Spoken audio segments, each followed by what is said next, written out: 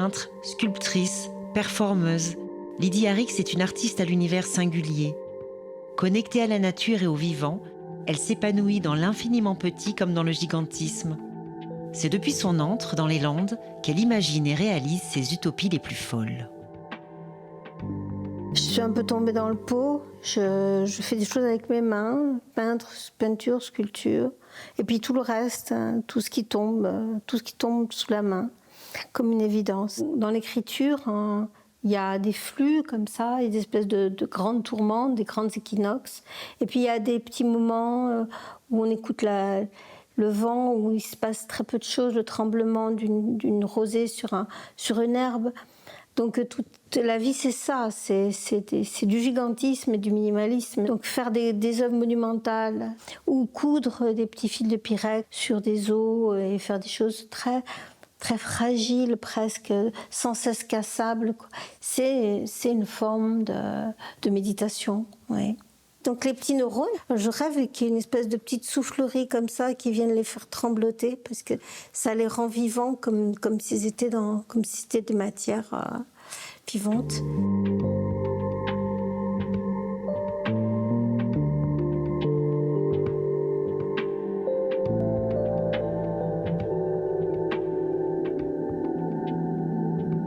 Très vite, je me suis aperçue que je ne pouvais pas ne pas ressentir l'énergie de la terre et de la nature. En me rapprochant de la nature, je me sens vivre parce que je vis à travers cette nature, à travers ce dehors, tous les rythmes qui la traversent. C'est même encore pas assez sauvage. Je partirais bien encore un peu plus haut, quoi. Depuis quelques années, Lydie travaille à des expositions monumentales dans des édifices prestigieux, comme pour le château de Biron ou encore pour le château de Chambord.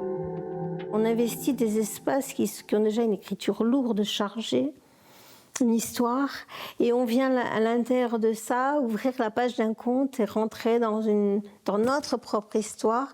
Au niveau de la création, ça démultiplie des nouveaux gestes aussi. Donc ça, c'est pour l'aile est, hein, c'est ça. C'est sur une sorte de ramification de l'arbre, mais avec un côté très charnel, très, oui, un peu sensuel aussi. Et puis c'est la première fois que je travaille des matières comme ça, bien peintes. J'avais jamais fait un truc pareil, comme une espèce de mosaïque. Avant de commencer, je ne sais rien. Je démarre, je me plante. C'est comme un train qui n'arrête pas d'avoir des ratés. Donc c'est très complexe.